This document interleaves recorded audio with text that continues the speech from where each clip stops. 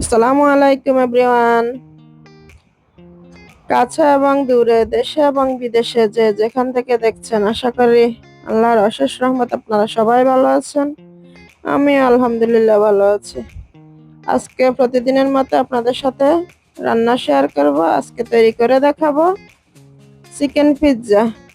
দেখুন, আমি 250 গ্রাম দুধ গরম করে নিয়েছি।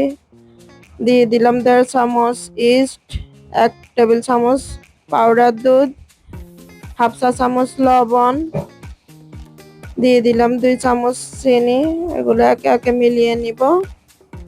দুধটা কুসুম গরম হতে হবে, আপনার হাতে সয় এরকম দেখে নিবেন। এগুলো মিলিয়ে নিচ্ছি চামচ দিয়ে। তারপর এর সাথে আমি আটা দিয়ে দিব 2 কাপ। 2 কাপ ময়দা দিয়ে তারপর আমি ডোটা তৈরি করে নিব।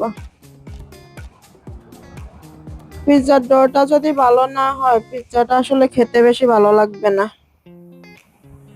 এজন্য খেয়াল করবেন ডোটা যেন খুব স্মুথ হয়। যে দেখুন, আমি এখন অল্প পরিমাণে তেল ইউজ করব, যতটুকু লাগবে।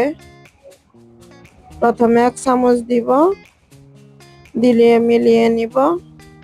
লাগলে প্রয়োজনে আবার অ্যাড করব। দেখুন, আটাটা প্রায় আমার করা হয়ে আসছে।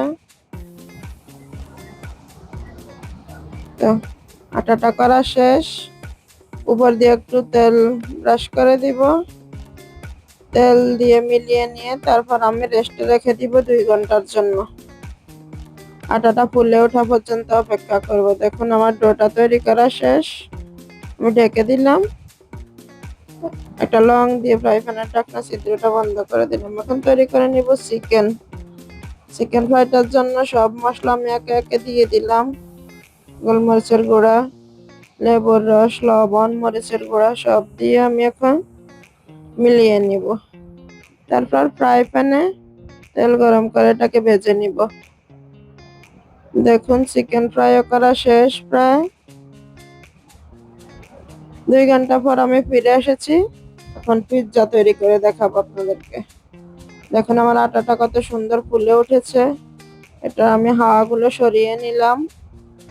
সুন্দর করে গোল করে নিয়ে আমি অফ ক্যামেরায় আসলে এখন রুটিটা তৈরি করে নিয়েছি। দেখুন, এখন কাঁটা চামচ দিয়ে ছিদ্র করে দিচ্ছি, যাতে ভিতরে থাকা বাতাসটা বের হয়ে যায়। এর উপরে এখন দিয়ে দিব হচ্ছে সস। রুটির উপরে ছিদ্র করা হয়ে গেছে। এখন দিয়ে দিলাম সসের পরে দিয়ে দিব আমি গ্রেট করা চিজ না হলে তো পিৎজার আসল স্বাদ বোঝাই যাবে না। পিৎজার মেইন উপকরণই হচ্ছে চিজ। দেখুন, আমি চিজগুলো ভালোভাবে ছড়িয়ে ছিটিয়ে দিচ্ছি।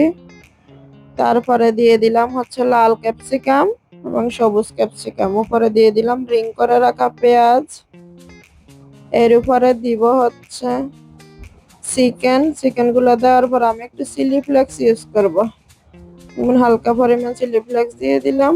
ফ্রাই প্যানটা আমি আগেই হাই হিটে রেখেছি।